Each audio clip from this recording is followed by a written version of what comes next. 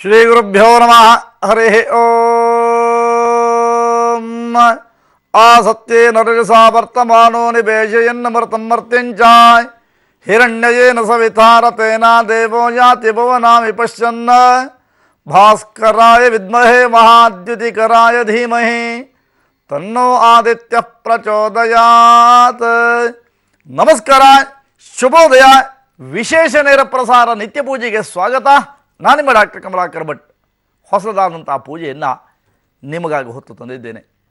ಇವತ್ತು ಈ ಪೂಜೆಯನ್ನು ಮಾಡಲೇಬೇಕು. ನಿಮ್ಮ ಆರೋಗ್ಯದ ರಕ್ಷಣೆಯನ್ನು ಅಥವಾ ನಿಮ್ಮ ಕುಟುಂಬದ ಇಡೀ ಕುಟುಂಬದ ರಕ್ಷಣೆಯನ್ನು ನಿಮ್ಮ ಮೇಲೆ ನೀವು ಇಟ್ಕೊಂಡಿದ್ದರೆ ಅಂತಹ ರಕ್ಷಣೆಯನ್ನು ಮಾಡುವಂತಹ ಒಂದು ಅದ್ಭುತ ಶಕ್ತಿ ಪರಮಾತ್ಮನ ಮೇಲೆ ಬಿಡೋಣ. ಪರಮಾತ್ಮನ ಆರಾಧನೆಯನ್ನು ಮಾಡುವಂತಹ ಒಂದು ಅದ್ಭುತವಾದಂಥ ಪೂಜೆಯ ರಹಸ್ಯವನ್ನು ನಿಮ್ಮೊಂದಿಗೆ ಹಂಚಿಕೊಳ್ಳುವಂತಹ ತವಕ ನನಗೆ. ಜೊತೆಗೆ ನಿಮ್ಮ ಯಾವುದೇ ಥರದ ಕಷ್ಟ ಕಾರ್ಪಣ್ಯಗಳನ್ನು ದೂರ ಮಾಡಿಕೊಳ್ಳುವಂತಹ ದೃಷ್ಟಿ ನಿಮಗಿದ್ದಲ್ಲಿ ಇವತ್ತು ಮಾತ್ರವೇ ನಿಮಗೆ ಅಂತಹ ಅದ್ಭುತವಾದಂತಹ ದಿನವಾಗಿ ಮಾರ್ಪಾಡಾಗತ್ತೆ. ಇನ್ನು ಕೆಲವು ದಿನಗಳು ನವೆಂಬರ್ 14ಕ್ಕೆ ಒಂದು ಅದ್ಭುತವಾದಂತಹ ಪೂರ್ಣಿಮೆಯನ್ನು ನೀವು ಕಾಣ್ತೀರಿ. ಚಂದ್ರ ಭೂಮಿಯ ಅತೀ ಸಮೀಪಕ್ಕೆ ಬರ್ತಾನೆ. ಈ ಚಂದ್ರ ಭೂ ಸಮೀಪ ಬಂದಾಗಲೆಲ್ಲವೂ ಕೂಡ ಒಂದಲ್ಲ ಒಂದು ರೀತಿಯಾದಂತಹ ಅವಘಡಗಳು ಪೃಥ್ವಿಯ ಮೇಲಾಗಿದೆ. ಹಾಗಾದರೆ ನಮ್ಮ ಜೀವನದಲ್ಲಿ ಅಥವಾ ನಮ್ಮ ಕುಟುಂಬದವರು ಯಾವ್ಯಾವುದೋ ಊರದಲ್ಲಿರ್ತಾರೆ. ಅವರ ಮೇಲೆ ಬಹಳ ಕಾಳಜಿ ಇರುತ್ತೆ. ಎಷ್ಟೋ ತಂದೆ ತಾಯಂದಿರಿಗೆ ನನ್ನ ಮಗ ಊಟ ಮಾಡಿದ್ನೋ ಇಲ್ವೋ, ನನ್ನ ಮಗಳು ಯಾವ ರೀತಿಯಾಗಿದ್ದಾಳೋ ಏನು ಅನ್ನುವಂತಹ ಚಿಂತೆಯನ್ನು ಯೋಚನೆ ಮಾಡ್ತಾ ಇರ್ತೀರಿ. ಹೋದವರು ಮನೆಗೆ ಬರೋ ತನಕನೂ ಕೂಡ ನಿಮ್ಮ ಎದೆಯಲ್ಲಿ ಡವ ಡವ ಡವ ಡವ ಡವ ಡವ ಎನ್ನುವಂತಹ ಒಂದು ರೀತಿಯಾದಂತಹ ತವಕ ಅಥವಾ ಆತಂಕಗಳು ನಿಮ್ಮನ್ನು ಬಾಧಿಸ್ತಾನೇ ಇರುತ್ತೆ. ಆ ಕಾರಣಕ್ಕೆ ಪ್ರತಿದಿನವೂ ಕೂಡ ನಿತ್ಯ ಪೂಜಾ ಕಾರ್ಯಕ್ರಮನ ಪಬ್ಲಿಕ್ ಟಿವಿಯಲ್ಲಿ ಪ್ರಸಾರ ಆಗ್ತಕ್ಕಂತಹ ನಿತ್ಯ ಪೂಜಾ ಕಾರ್ಯಕ್ರಮವನ್ನು ಮಾಡಿದರೆ ಪರಮಾತ್ಮನ ಆರಾಧನೆಯನ್ನು ಮಾಡುವಂತಹ ವಿಧಿವಿಧಾನಗಳು ಹೇಗೆ, ಆ ಆರಾಧನೆಯನ್ನು ಮಾಡುವುದರಿಂದ ಸಿಗುವಂತಹ ಫಲಾಫಲಗಳೇನು ಅನ್ನುವಂಥದ್ದನ್ನು ನಿಮ್ಮ ಪಬ್ಲಿಕ್ ಟಿವಿ ಮಾತ್ರವೇ ಬಿತ್ತರ ಮಾಡುತ್ತೆ. ಇದರಲ್ಲಿ ನೀವು ನೋಡಿಕೊಂಡು ನಿಮ್ಮ ಜೀವನದ ಯಾವುದೇ ರೀತಿಯಂತಹ ಕಷ್ಟಗಳು ಕೂಡ ನಿಮ್ಮನ್ನು ಬಾಧಿಸಲೇ ಇರಲಿ ಎನ್ನುವಂತಹ ದೃಷ್ಟಿಯಿಂದ ಒಂದು ಅದ್ಭುತವಾದಂಥ ಪೂಜೆಯೊಂದನ್ನು ಹೊತ್ತು ತಂದಿದ್ದೇನೆ. ಈ ಪೂಜೆಯನ್ನು ಮಾಡೋದರಿಂದ ಆರ್ಥಿಕ ಸಂಕಷ್ಟದಲ್ಲಿ ಬಳಲಿ ಬೆಂಡಾಗಿದ್ದರೆ ಅಂತಹ ದೋಷಗಳು ದೂರ ಆಗುತ್ತೆ. ಆರ್ಥಿಕ ಪ್ರಗತಿಯನ್ನು ಕಾಣ್ತೀರಾ. ಮನೆಯ ಎಲ್ಲ ರೀತಿಯಾದಂತಹ ವಾಸ್ತು ದೋಷಗಳಿಂದ ಹಿಡಿದು ನಿಮ್ಮನ್ನು ಸದಾ ಅನವರ್ತವಾಗಿ ರಕ್ಷಣೆ ಮಾಡ್ತಾನೆ ಈ ಭಗವಂತ. ಕೇವಲ ಮನುಷ್ಯರು ಮಾತ್ರವೇ ಅಲ್ಲ, ದೇವತೆಗಳು ಕೂಡ ಇವರನ್ನು ಬ್ರಹ್ಮಮುರಾರಿಸುರಾರ್ಚಿತ ಲಿಂಗಂ ಕೇಳಿದಿರಲ್ವೇ? ಬ್ರಹ್ಮಾದಿಗಳೆಲ್ಲರೂ ಕೂಡ ಸೇರಿಕೊಂಡು ಆರಾಧನೆಯನ್ನು ಮಾಡಿದ್ರಂತೆ. ಈ ಪರಮಾತ್ಮನನ್ನು ಅವನ ಆರಾಧನೆಯನ್ನು ಮಾಡಲೇಬೇಕು. ಇನ್ನು ಕೆಲವರಿಗೆ ಒಂದು ರೀತಿಯಾದಂಥ ಆತಂಕ, ಭೂತ ಪ್ರೇತ ಪಿಶಾಚ ಬೇತಾಳಾದಿ ಸಮಸ್ತ ಬಾಧೆಗಳು ನಮ್ಮನ್ನು ಬಾಧಿಸ್ತಾ ಇವೆ ಎನ್ನುವಂತಹ ಚಿಂತೆ ನಿಮ್ಮನ್ನು ಕಾಡ್ತಾ ಇದ್ದರೆ, ಅಥವಾ ಅನೇಕರಿಗೆ ಒಂದೊಂದು ರೀತಿಯಾದಂಥ ಅನುಭವ ಆಗಿರುತ್ತೆ. ಇದು ಅನುಭವವೇ ವಿನಃ ಹೇಳಲಿಕ್ಕೆ ಹೋದರೆ ಏನೋ ಸುಳ್ಳು ಅನ್ನುವಂತಹ ದೃಷ್ಟಿನಾಗಲ್ಲಾಗಿರುತ್ತೆ. ಮಲಗಿರ್ತೀರಿ, ವಿಪರೀತವಾದಂತಹ ಕನಸುಗಳು ನಿಮ್ಮನ್ನು ಆವರಿಸ್ತಾನೇ ಇರುತ್ತೆ.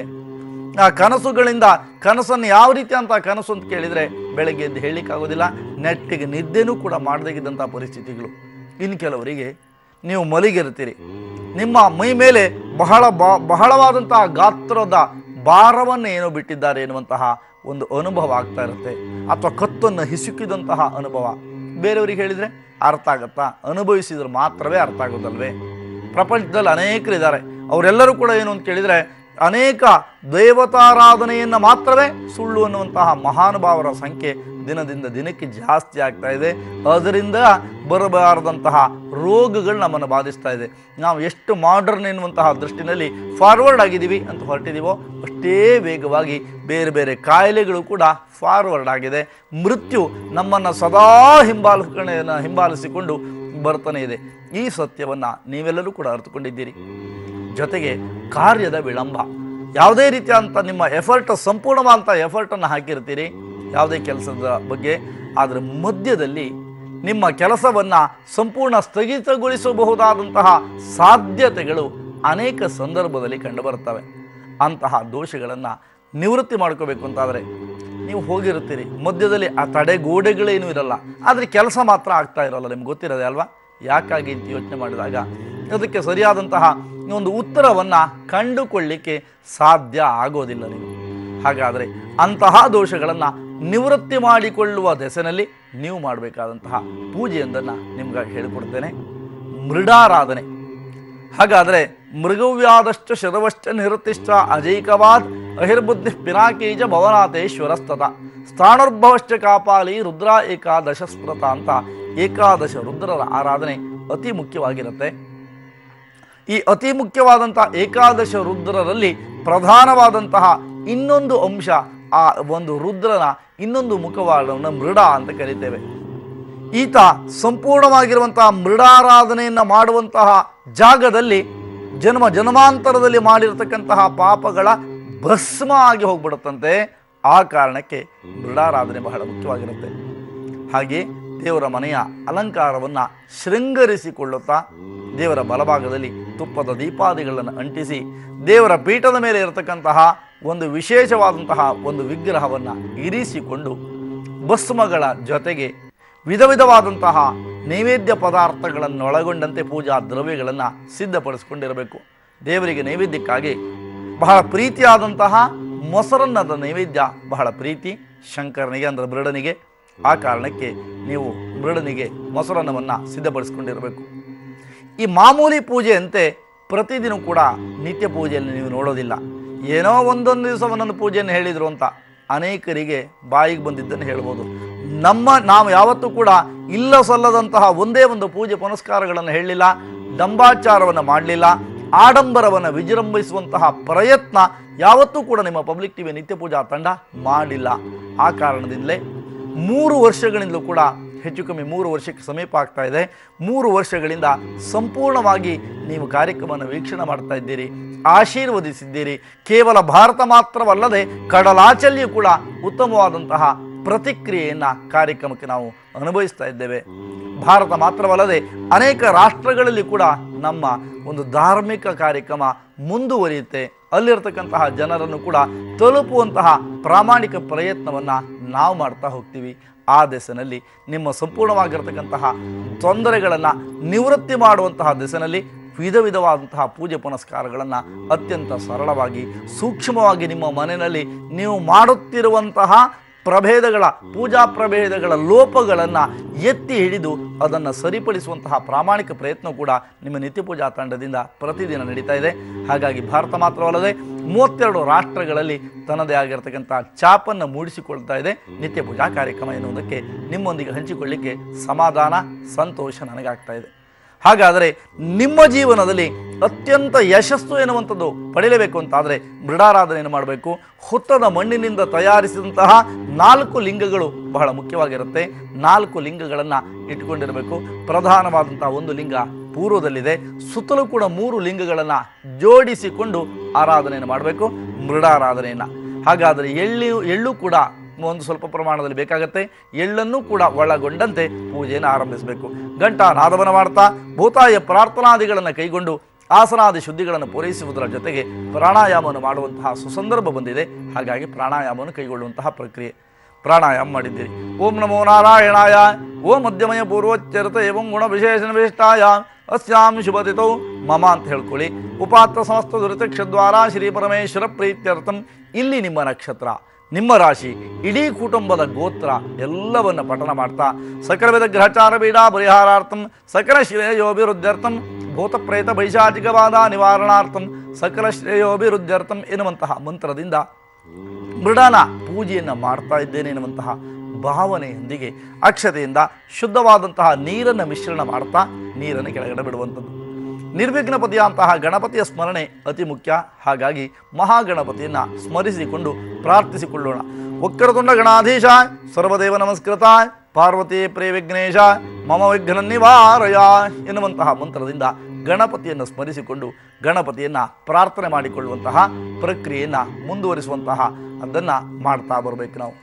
ಹಾಗೆ ಎಂದಿರಂತೆ ಪ್ರಧಾನವಾದಂತಹ 4 ಲಿಂಗಗಳು ನಿಮ್ಮ ಎದುರಿನಲ್ಲಿ ವಾಸವಾಗಿದೆ ಅಂತ ಅನ್ಕೋತೀನಿ. ದೇವರ ಮನೆಯನ್ನು ಅರಿಶಿಣದ ನೀರಿನಿಂದ ಅಥವಾ ಗೋಮಯದಿಂದ ಅಥವಾ ನಿನ್ನೆ ಪ್ರದರ್ಶಿಸಿದಂತಹ ಕೆಲವು ಈ ವಾಸ್ತು ಸಮೃದ್ಧಿ ತೀರ್ಥಾದಿಗಳಿಂದ ಕೂಡ ಅದನ್ನು ಗಂಗಾದಿ ಸರ್ವತೀರ್ಥಗಳನ್ನು ಒಳಗೊಂಡಂತಹ ಅದ್ಭುತವಾದಂತಹ ತೀರ್ಥಗಳಿಂದ ದೇವರ ಮನೆಯನ್ನು ಅಥವಾ ಮನೆಯನ್ನು ಶೃಂಗರಿಸಿಕೊಳ್ಳಬೇಕು. ಶೃಂಗರಿಸಿಕೊಂಡಿದ್ದೀರಿ ಅಂತ ಅನ್ಕೋತೀನಿ. ಹಾಗೆ ಅಂದರೆ ಆ ಸ್ವಚ್ಛಗೊಳಿಸುವಂತಹ ಪ್ರಕ್ರಿಯೆ ಅದು. ಹಾಗೆ 3 ಲಿಂಗಗಳನ್ನು ಇಟ್ಕೊಂಡಿದ್ದೀರಿ.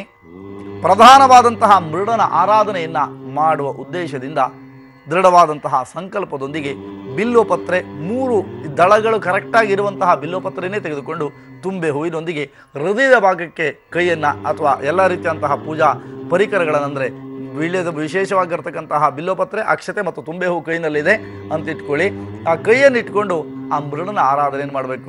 ಕದ್ರುದ್ರಾಯ ಪ್ರಚೇತಸೆ ಮೇಡುಷ್ಟಮಾಯ ತವ್ಯಸೆ ಓಚೆ ಮಶಂತ ಮಗಂ ಹೃದಯ ಎನ್ನುವಂತಹ ಮಂತ್ರದಿಂದ ಅಗ್ನಿವಾಯು ಸೂರ್ಯ ಪ್ರಾಜಾಪತ್ಯಾತ್ಮಕ ರೂಪನಾಗಿ ಮಧ್ಯದಲ್ಲಿ ಮತ್ತು ಎರಡೂ ದಿಕ್ಕಿನಲ್ಲಿರ್ತಕ್ಕಂತಹ ಲಿಂಗಗಳಿಗೆ ಅಕ್ಷತಾದಿಗಳನ್ನು ಸಮರ್ಪಿಸುವಂತಹ ಪ್ರಕ್ರಿಯೆಯನ್ನು ಮುಂದುವರಿಸಬೇಕು.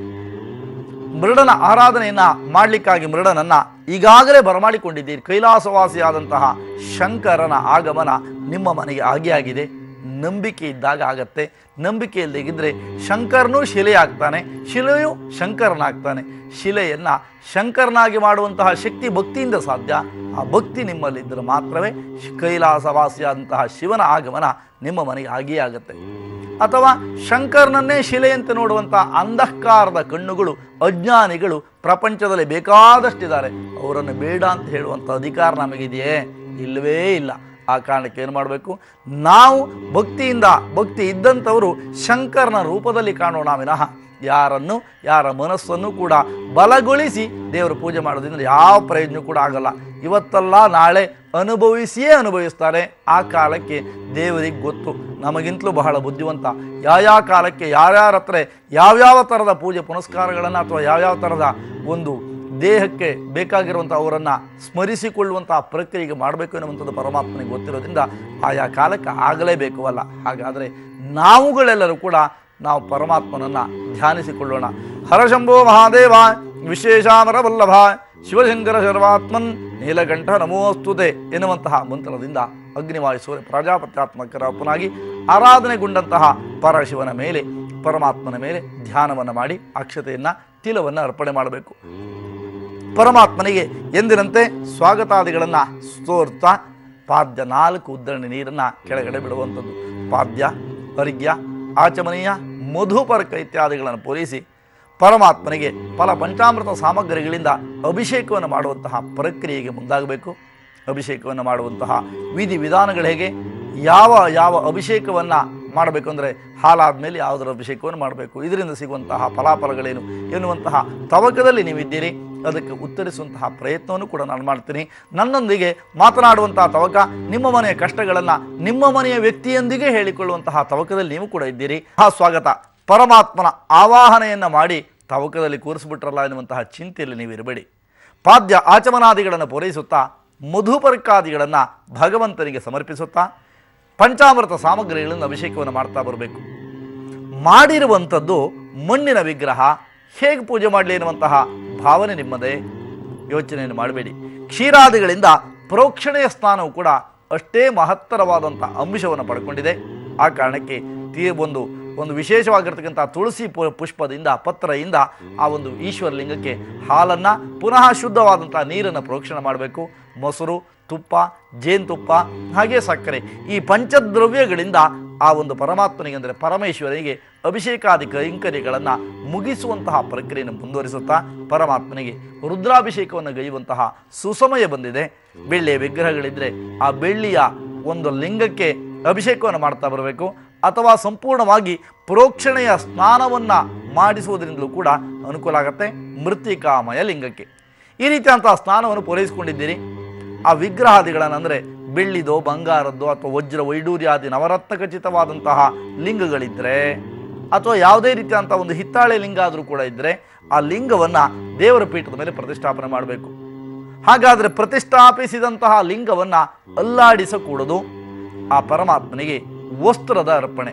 ವಸ್ತ್ರಂಗ್ರಹಣ ದೇವೇಶ ಪದ್ಮಪತ್ರಾಯ ತೇ ಕ್ಷಣ ನಾನಾಭರಣ ವಿಚಿತ್ರಾಢ್ಯಂ ಸರ್ವಸೌಖ್ಯ ಪ್ರದೋಭವ ಎನ್ನುವಂತಹ ಮಂತ್ರದಿಂದ ವಸ್ತ್ರಾದಿಗಳನ್ನು ಅರ್ಪಿಸಿ ಉಪವೀತ ಸ್ಥಾನದಲ್ಲಿ 2 ಅಕ್ಷತಾದಿಗಳನ್ನು ಸಮರ್ಪಿಸುತ್ತಾ ಗಂಧದ ಲೇಪನವನ್ನು ಪರಮಾತ್ಮನಿಗೆ ಸಮರ್ಪಿಸುವಂಥದ್ದು.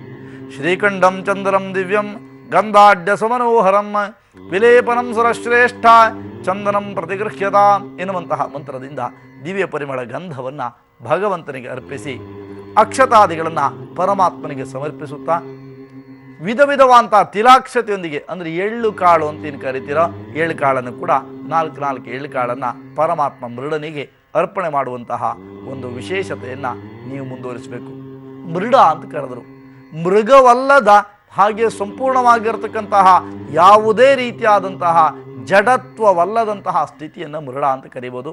ಅಂತಹ ಮೃಡ ನಿಮ್ಮ ಮನೆಯ ಜಡತ್ವವನ್ನು ನಾಶ ಮಾಡ್ತಾನೆ. ಅಂದರೆ ಯಾವ ಆಗದ ಕೆಲಸಗಳಿದೆಯೋ ಅದೆಲ್ಲವನ್ನು ಕೂಡ ತನ್ನ ಒಂದು ಕಾಲಿನಿಂದ ಒತ್ತಿ ಹಿಡಿದು ನಿಮ್ಮನ್ನು ಒಂದು ಉಚ್ಛ್ರಾಯ ಸ್ಥಿತಿಗೆ ಕರೆದುಕೊಂಡು ಹೋಗುವಂತಹ ಸಾಧನವಾಗಿ ಮಾರ್ಪಾಡಾಗ್ತಾನೆ ಮೃಡ.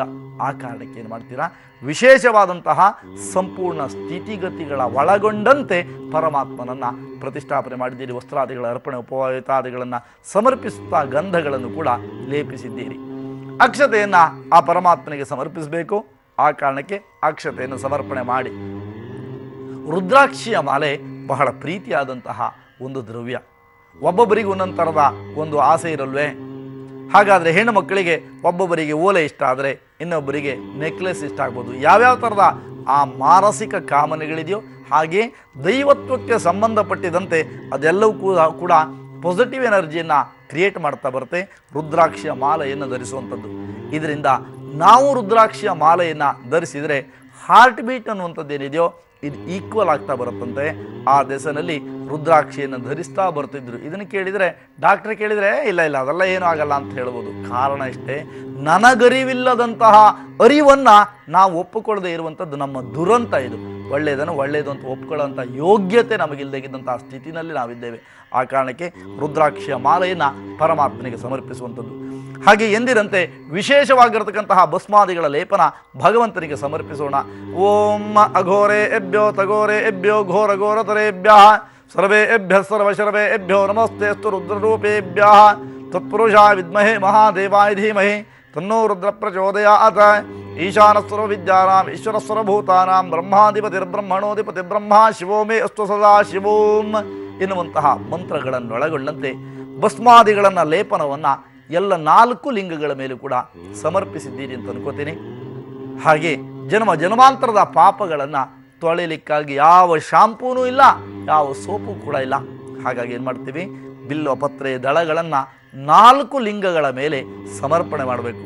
ತ್ರಿಗುಣಂ ತ್ರಿಗುಣಾಕಾರಂ ತ್ರಿನೇತ್ರಂಚ ತ್ರಿಯಾಯುಧಂ ತ್ರಿಜನ್ಮ ಪಾಪ ಸಂಹಾರಂ ಏಕಬಿಲ್ವಂ ಶಿವಾರ್ಪಣಂ ಎನ್ನುವಂತಹ ಮಂತ್ರದಿಂದ 4 ಲಿಂಗಗಳ ಮೇಲೆ, ಮೃತಿಕಾಮಯವಾದಂತಹ ಲಿಂಗಗಳ ಮೇಲೆ ಬಿಲ್ಲು ಪತ್ರಾದಿಗಳನ್ನು ಸಮರ್ಪಿಸಿ ಇರುವಂತಹ ಯಾವ ವಿಶೇಷವಾಗಿರತಕ್ಕಂತಹ ಒಂದು ಪುಷ್ಪಾದಿಗಳ ಜೊತೆಗೆ ಇರುವ ಯಾವ ತುಂಬೆ ಹೂವು ಇದೆಯೋ ಅದನ್ನು ಅರ್ಪಣೆ ಮಾಡ್ತಾ ಬರಬೇಕು. ಓಂ ಮಹರಾಯ ನಮಃ, ಮೃಡಾಯ ನಮಃ, ಶಂಕರಾಯ ನಮಃ ಎನ್ನುವಂತಹ ಮಂತ್ರಗಳಿಂದ ನಾಮಪೂಜಾದಿಗಳನ್ನು ಗೈದು ಅಷ್ಟೋತ್ತರದ ಒಂದು ಪಠಣವನ್ನು ಮಾಡ್ತಾ ಅಷ್ಟೋತ್ತರಾದಿಗಳನ್ನು ಪಠಿಸಿ ಪರಮಾತ್ಮನಿಗೆ ಬಿಲ್ವ ಪತ್ರ ಇದೆಯೋ, ಹೂವಿನ ಹಾರಗಳನ್ನು ತಂದಿದ್ದೀರೋ, ಯಾವ್ಯಾವ ಥರದ ಅಲಂಕಾರಿಕ ವಸ್ತುಗಳಿದೆಯೋ ಇವೆಲ್ಲವನ್ನು ಕೂಡ ಸಮರ್ಪಣೆ ಮಾಡಬೇಕು. ಇನ್ನೊಂದನ್ನು ನೆನಪಿಟ್ಟುಕೊಂಡಿರಬೇಕು, ಮನೆಯಲ್ಲಿ ಯಾವ್ಯಾವ ವಸ್ತುಗಳು ದೇವರ ಮನೆಯಲ್ಲಿ ಇರಬೇಕು ಎನ್ನುವಂಥದ್ದನ್ನು ಅರಿತುಕೊಂಡು ಪೂಜೆ ಮಾಡಿ, ಖಂಡಿತ ನಿಮಗೆ ಅನುಕೂಲ ಆಗೇ ಆಗುತ್ತೆ. ಹಾಗೆ ತಾಂಬೂಲವಿಲ್ಲದಂತಹ ನೈವೇದ್ಯವನ್ನು ದೇವರ ಮನೆಯಲ್ಲಿ ಇಡಬಾರ್ದು. ಯಾವುದೇ ಕಾರಣಕ್ಕೂ ಪ್ರತಿದಿನ ಕೂಡ ಗೋಮೂತ್ರ ಅಥವಾ ಗಂಗಾಜಲ ಇತ್ಯಾದಿ ಶುದ್ಧವಾದಂತಹ ಒಂದು ತೀರ್ಥಗಳಿಂದ ಮನೆಯನ್ನು ಸ್ವಚ್ಛಗೊಳಿಸುವಂಥ, ದೇವರ ಮನೆಯನ್ನು ಸ್ವಚ್ಛಗೊಳಿಸುವಂತಹ ಪ್ರಕ್ರಿಯೆಯನ್ನು ಮಾಡಬೇಕು. ದೇವರ ಮನೆಯನ್ನು ಒರೆಸಿರ್ತೀರಿ, ಆ ಹಸಿ ಇದ್ದಾಗ ದೇವರ ಮನೆಯನ್ನು ಪ್ರವೇಶ ಮಾಡಬಾರ್ದು. ಈ ರೀತಿಯಾದಂಥ ಸೂಕ್ಷ್ಮಾತಿ ಸೂಕ್ಷ್ಮ ವಿಚಾರಗಳನ್ನು ಅರಿತುಕೊಂಡಾಗ ಪೂಜೆ ಫಲಗಳು ಸಿಕ್ಕೇ ಸಿಗುತ್ತೆ. ಇಲ್ಲಿಗೆ ಹೇಳ್ತೀರ, ಅಯ್ಯೋ ಪ್ರತಿದಿನ ಕೂಡ ಪೂಜೆ ಮಾಡ್ತೀನಿ, ನನಗೆ ಏನು ಒಳ್ಳೆಯದಾಗಿಲ್ಲ, ಹೀಗಾಗುತ್ತೆ. ಸರಳವಾದಂತಹ ಇಂಥ ಸೂಕ್ಷ್ಮ ವಿಚಾರಗಳನ್ನು ಅರಿತುಕೊಳ್ಳದೆ ಮಾಡಿದರೆ ಯಾವ ಪ್ರಯೋಜನ ಕೂಡ ಬರೋಲ್ಲ. ನಿಮ್ಮ ಮನೆ ನಮ್ಮ ಮನೆ ಅಂತಲ್ಲ, ಯಾರ ಮನೆಯಲ್ಲೂ ಕೂಡ ಪ್ರಯೋಜನ ಬರೋದಿಲ್ಲ. ಆ ಕಾರಣಕ್ಕೆ ಮಾಡುವ ವಿಧಾನಗಳು ಹೇಗೆ, ಯಾವ್ಯಾವುದನ್ನು ಅನುಸರಿಸಬೇಕು ಎನ್ನುವಂಥದ್ದನ್ನು ಸರಿಯಾಗಿ ಅರ್ಥಕೊಂಡು ಮಾಡಿ ಪೂಜೆನ ಯಾಕಾಗೋದಿಲ್ಲ. ಆ ಕಾರಣದಿಂದ ನಿತ್ಯ ಪೂಜಾ ಕಾರ್ಯಕ್ರಮದಲ್ಲಿ ಪ್ರತಿದಿನ ಕೂಡ ಪೂಜೆ ಮಾಡಿದಂತಹ ಲಕ್ಷಾಂತರ ಜನರು, ಲಕ್ಷಾಂತರ ಪತ್ರಗಳು ಬರ್ತಾ ಇದೆ. ನಮಗೆ ಒಳ್ಳೆಯದಾಗಿದೆ. ನಮಗೆ ಯಾವುದೇ ಕಾರಣಕ್ಕೂ ಕೂಡ ಈ ಕಾರ್ಯಕ್ರಮವನ್ನು ನೋಡೋದಕ್ಕೆ ನಮಗೊಂದು ಆನಂದ ಅಂತ. ನಾವು ಹಾಗಂದ ಮಾತ್ರಕ್ಕೆ ದೇವಲೋಕದಿಂದ ಇಳಿದು ಬಂದಿದ್ದೇವೆ ಎನ್ನುವಂತಹ ಯಾವುದೋ ಭ್ರಮಾಲೋಕದಲ್ಲಿ ನಾನಂತೂ ಇರೋದಿಲ್ಲ, ಅಥವಾ ಯಾರೋ ಹೊಗಳಿದ್ರು ಎನ್ನುವಂಥ ಮಾತ್ರಕ್ಕೆ ಆ ಹೊಗಳಿಕೆಯನ್ನು ಸ್ವೀಕರಿಸುವಂಥ ವ್ಯಕ್ತಿತ್ವ ಕೂಡ ಅನ್ನೋದಲ್ವೇ ಅಲ್ಲ. ಆ ಕಾರಣಕ್ಕೆ ಏನು ಮಾಡಿದಿರಿ, ಪೂಜೆಯನ್ನು ಮಾಡಿದಿರಿ, ಶ್ರದ್ಧೆಯಿಂದ ಮಾಡಿದ್ದಕ್ಕೆ ಭಗವಂತ ಒಲಿದ್ದಾನೆ ಎನ್ನುವಂತಹ ಸ್ಥಿತಿ ಮಾತ್ರವೇ ನಾವು ಅನ್ಕೋತೇವೆ. ಪರಮಾತ್ಮನಿಗೆ ಅಷ್ಟೋತ್ತರಾದಿಗಳನ್ನು ಪಡಿಸುತ್ತಾ ಧೂಪದೀಪಾದಿಗಳನ್ನು ಸಮರ್ಪಿಸಿ ನೈವೇದ್ಯಕ್ಕಾಗಿ ಚೌಕಾಕಾರದ ಮಂಡಲವನ್ನು ದೇವರ ಬಲಭಾಗದಲ್ಲಿ ಇಟ್ಕೊಂಡಿರಬೇಕು. ಚೌಕಾಕಾರದ ಮಂಡಲವನ್ನು ಬರೆದು ಅದರ ಮೇಲೆ ನೈವೇದ್ಯಕ್ಕಾಗಿ ಸ್ಥಾಪಿತವಂತಹ ಮೊಸರನ್ನು, ತೆಂಗಿನಕಾಯಿ, ಬಾಳೆಹಣ್ಣು, ಯಾವ್ಯಾವ ಥರದ ನೈವೇದ್ಯ ಪದಾರ್ಥಗಳಿದೆಯೋ ಆ ನೈವೇದ್ಯ ಪದಾರ್ಥಗಳೆಲ್ಲವನ್ನು ಕೂಡ ಸಮರ್ಪಿಸುತ್ತಾ 5 ಸಲ ತೋರಿಸಬೇಕು. ಪ್ರಾಣೋಪಾನವ್ಯಾನುದಾನ ಸಮಾನ ಎನ್ನುವಂತಹ ಮಂತ್ರದಿಂದ ಆ 5 ಬಾರಿ ಆ ಪರಮಾತ್ಮನಿಗೆ ತೋರಿಸಿ 5 ಬತ್ತಿಗಳನ್ನು ತೆಗೆದುಕೊಂಡು ಮಹಾ ಮಂಗಳಾರತಿಯನ್ನು ಜಗದೊಡೆಯನಾದಂತಹ ಜಗದ್ರಕ್ಷಕ ಕೈಲಾಸವಾಸಿಯಾದಂತಹ ಪರಶಿವನಿಗೆ ಸಮರ್ಪಿಸುವಂತಹ ಪ್ರಕ್ರಿಯೆಯನ್ನು ಮುಂದುವರಿಸೋಣ. ಮಂಗಲಂ ಕೌಸಲೇಂದ್ರಾಯ ಮಹನೀಯ ಗುಣಾತ್ಮನೆ ಚಕ್ರವರ್ತಿ ತನೋಜಾಯ ಸಾರ್ವಭೌಮಾಯ ಮಂಗಲಂ ಎನ್ನುವಂತಹ ದಿವ್ಯ ಮಂತ್ರದಿಂದ ಮಹಾಮಂಗಳಾರತಿಯನ್ನು ಗೈದು ದೇವರಿಗೆ ಪ್ರಧಾನವಾದಂತಹ ರಕ್ಷೆಯನ್ನು ಕೊಟ್ಟು ನೀವು ಕೂಡ ರಕ್ಷೆಯನ್ನು ಸ್ವೀಕರಿಸಬೇಕು. ಕರಗಳನ್ನು ತೊಳೆಯುತ್ತಾ 3 ಪ್ರದಕ್ಷಿಣಾದಿಗಳನ್ನು ಗೈದು ದೀರ್ಘದಂಡವಾದಂತಹ ನಮಸ್ಕಾರ ಬಹಳ ವಿಶೇಷವಾಗಿರುತ್ತೆ. ನಮಸ್ಕಾರದಲ್ಲಿ ಕೇಳ್ತೀರಾ 3 ಪ್ರದಕ್ಷಿಣೆ ಮಾಡಬೇಕಾ 4 ಪ್ರದಕ್ಷಿಣೆ ಮಾಡಬೇಕಾ ಅನ್ನುವಂಥದ್ದು ಕೂಡ ಹಲವರ ಒಂದು ಕೋರಿಕೆ ಆಗಿರುತ್ತೆ.